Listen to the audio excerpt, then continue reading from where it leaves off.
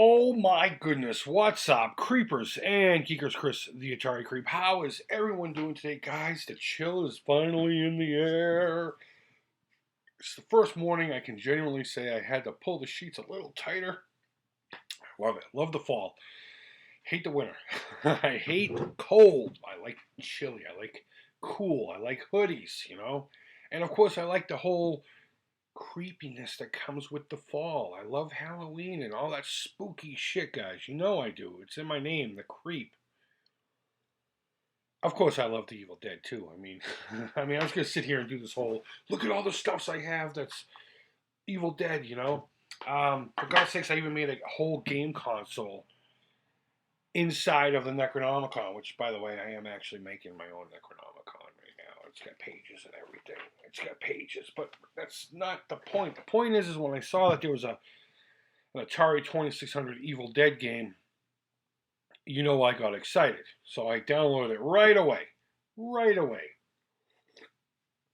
There's an ironic twist to this. It's Haunted House. Now, I say that like this isn't a good game. Haunted House is a fantastic game. But the ironic twist is, before we get to the gameplay here, and it's worth waiting for. This is actually, some of the changes are pretty cool. Not enough for me to justify it existing, but cool enough. The only video I've ever done truly with actual narrative was my Necronomicon console video.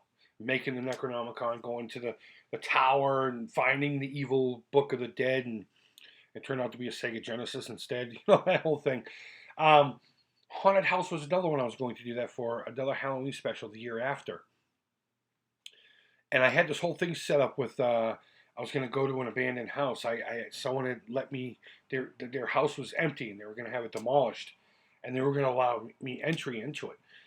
And I was going to do this whole thing where I was going to play out the manual story to Haunted House. And I was going to film a whole bunch of exteriors of me going into the house. And once I was in the house, it was going to be all this gameplay. And whenever I got hit by one of the baddies, the bad guys, there was going to be a quick snippet of me going like this with a big cardboard cutout of, say, the tarantula, just a cheesy thing. And then, of course, a shot of me running out with the urn at the end, and then a creepy, and then maybe a boo scare at the end. But, dude just didn't get back to me. He was all excited. He was like, yeah, that'd be cool. He didn't fucking get back to me. So, I don't know. But I say this like it's a bad thing that this is a ROM hack of Haunted House, and it's not. Haunted House is a fantastic game. It's one of my favorite games. It's not one of those ones I will scream and yell about like Yaz Revenge or something like that, or Kaboom. But it is one I hope everyone at least plays once or twice a year and actually enjoys. It's worth it. I will admit, when I was a kid, fucking go away. When I was a kid, I will just go up the stairs. Oh, there's no stairs there. I was attracted to the label art. And, of course, once I saw the label art, I was like, yep, I'm all about this. Because, guys, even when I was a little kid, haunted houses were my thing. Whether it be for Halloween or that dark house down the street that no one's lived in for years. And we had one of those. It was always my thing. So, I don't want that. Damn it, where'd the pieces go? Oh, stupid deadite. Go away. There we go. I'll explain what just happened there if you don't know. Alright, let's go up the stairs here. So, of course, when I saw the box art for this at my friend's house, I was like, oh, man. This is going to be awesome. Damn, look at that shit. Oh, you fucking cat. Can you tell I haven't had enough coffee yet? But I got it, and we played it, and, well, I didn't get it. My friend got it. And, of course, I was disappointed at first. I don't know. I didn't know what I was expecting. It was the Atari 2600. But after a little time had passed, and I gave the game, a shot, and I read the manual, and I figured out what you're supposed to do, it had slowly became, over the years, one of my favorite games. an atmosphere, and of course gameplay itself. And the gameplay for Haunted House is really simple. There's not really much I could talk about here. I could play 1 or 2 more rounds. As a matter of fact, in the last take I did of this, I ended up doing a speed round by mistake. It happens. I beat it in less than, I think, 20 seconds. If I kept that footage, I'll pop it in at the end. I hope I didn't delete it. But either way, if I did, I did. What was I saying? Oh, the whole premise of the whole game is you're the eyeballs walking. Oh, look at this. Watch my eyeballs. You can do this after you beat the game. And you're trying to find 3 pieces of something. In the original game, it's an urn. In this game, it's pieces of the Necronomicon. And I don't know why they're scattered all over the cabin here. I guess if you go by the movie, because the pages were separated at some point somewhere, and the chick brought them, and the wind might have blown around. Now I need to find the pieces to send the Deadites back to Texas or something. I don't know. But either way, go up, down. And you have 3 bad guys coming after you. In the original game, it's a ghost, a vampire bat, and a tarantula. And this one, it's Ash's hand from when he cut it off in Evil Dead 2. Fuck. I hate that thing. I don't want that. Oh, where are the pieces? There they are. A Deadite, which is that weird face thing. Shit, I don't want to go that far down. Go back up. Let's go back up. And then some weird green thing. I don't know what the hell it is. It's a squiggly. You tell me what it is. That's Ash's hand. So this would technically be Evil Dead Dead by Dawn, huh? If you think about it. And you're trying to avoid the bad guys. I think that's a really great representation of a Deadite. That's awesome. For the Atari 2600. There we go, 4th floor. Yeah, 4 floors to explore. I didn't mean to rhyme there. To find these pieces. And they're randomized. And that's going to get back to my speed run here in a second. Bam, there they are. I got all... No, I only have 2. Oh, now I have 3. Again, going back to my speed run. They could be anywhere in the mansion. And when I say anywhere, I mean anywhere. You can explore the 1st floor all you want. And there may not be anything there. But after you've gone through all the floors and you can't find anything, you can go back down to the 1st floor and they could all be there, you know? In that one speedrun game that I was telling you about a few minutes ago,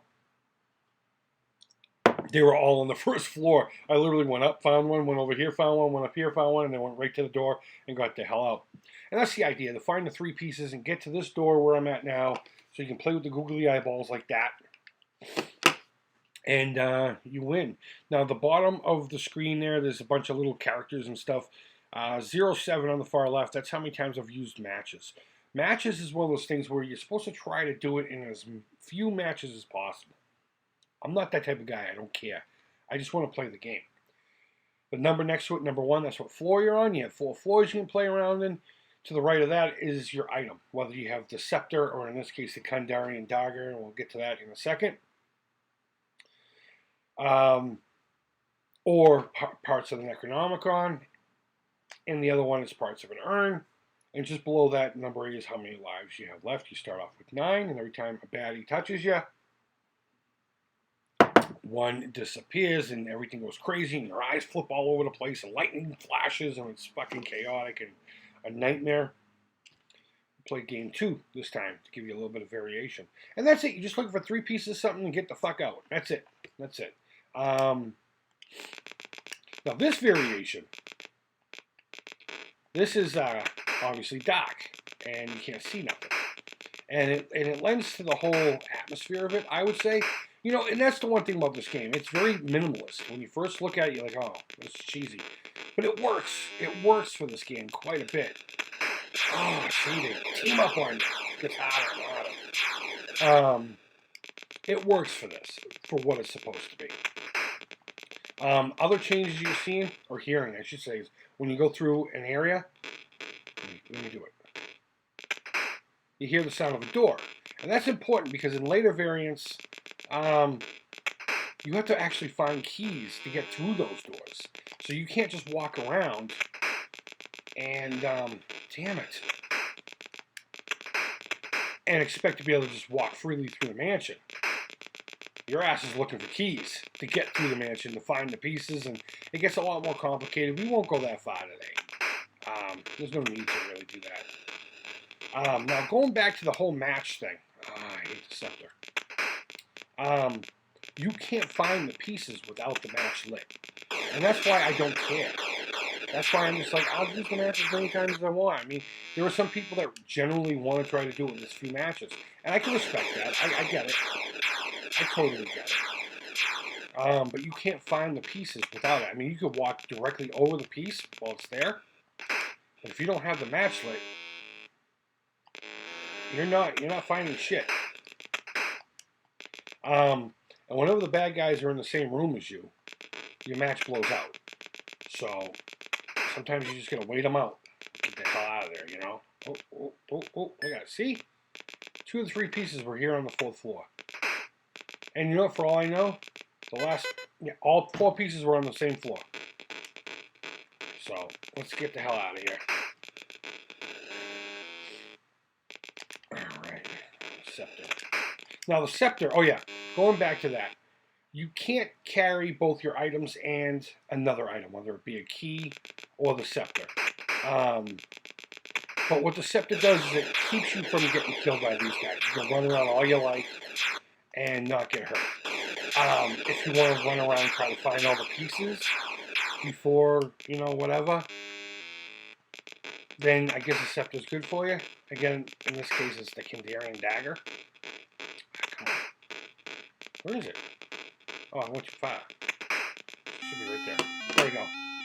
But yeah, and in later variations, it just gets hotter and hotter. And there's 9 total. And they're all fun in their own way, depending on the skill level which you like, or the strategy and struggles that you prefer to go through. I would say Game Variant 1 is a great warm-up to get you started on the idea of the game, kind of like Game 3 and E.T. And then you move your way up to Balls to the Wall.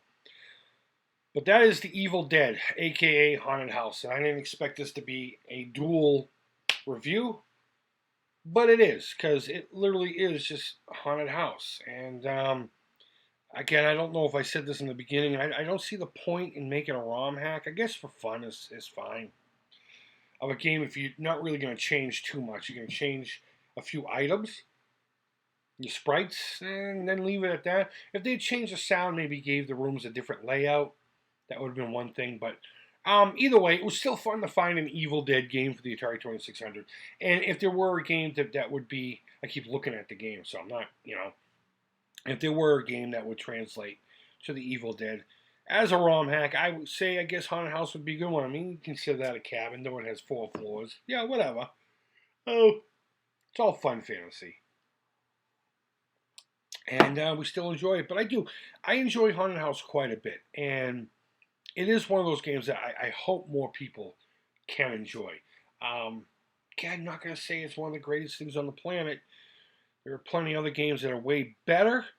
But as far as an enjoyment and just a nice chill, relaxing, just the sounds of the dude walking, the simplicity of the eyeballs, the halo of the light, it's perfect. Turn off the lights. Maybe have a Halloween record in the background, which I used to collect, by the way. I used to collect all those spooky records and cassettes, Horror Sounds of the Night and all that stuff. Disney had two different ones. But I had a huge collection starting as a kid. Whenever I get a little bit of money from, whatever, I save it up. And on Halloween, I go looking for the new ones. Kmart was really big for having them. They had this black cassette that was a dual, A Night in a Haunted House and A Night in the Graveyard, which I also had the records individually. So I don't have them anymore.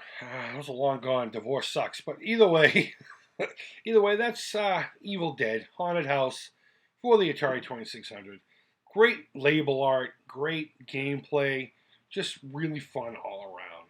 So if you haven't played it, I highly recommend getting yourself a copy. They're not expensive. Emulate it. That's free, But however you choose to get your grubby mitts on the game, get it, play it, give it a good shot, and work your way up to that 9th level. You won't regret it. So, guys, go ahead and let me know down below. Did you know about this Evil Dead thing? Apparently, there's an Army of Darkness game. I don't know what it's based off of, so I'm gonna have to download that one as well. And I also have another horror-based ROM hack that I am debating on playing. And a small hint: the game that they hacked into sounds like the Atari 2600 is not only vomiting but having a seizure at the same time. And if you know the game I'm talking about, the initials are WWI. So I don't know if I want to play that one. That one's the game is awesome. It just sounds so fucking horrific. But I don't know. Either way, let me know down below what you think of Haunted House, what you think of the Evil Dead, and the Necronomicons and all that good stuff. It's one of my favorite. Necronomicon's probably my favorite prop of all time. Hence why I have so much around me. And that's really it, guys. I hope you had a great weekend. Go ahead and join me tonight, the 8th, Sunday the 8th, and any Sunday for that matter, on Instagram, 9 o'clock Eastern Standard Time. I go live for an hour, and tonight we're going to be continuing Ghouls and Ghosts for the Sega Genesis Atari.io High Score Squad Challenge, One Life Challenge, and we're going to play a little bit of that tonight so I can see if I can at least make 5 digits and score.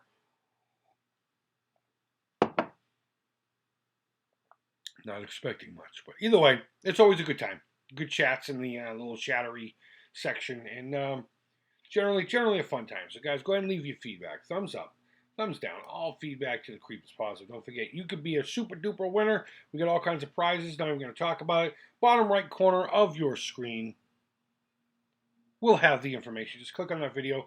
Don't even watch it. Just hit pause and just read the description. You'll know all about it from there. There's a whole bunch of update videos on the giveaway if you want to just watch those. But either way, you could win some really cool stuff. And all you got to do is be cool. That's really all there is to it. And that's it, guys. So I hope you had a great weekend. I hope you're going to enjoy this fall weather. Today's what we call the Victorian Fair in town, where the town's main street shuts down and everything comes in the middle. And there's all kinds of great food and live entertainment from local businesses, say the dance schools and your karate and martial art centers and musicians and stuff. And they've been doing it for almost 40 years now, I think, 40-something years. And it's always a good time. So we're going to be doing that today in the perfect fall weather. So, guys, I hope you're doing well. I hope you have a great week coming up. Until next time, take care, creep it real, and bye-bye.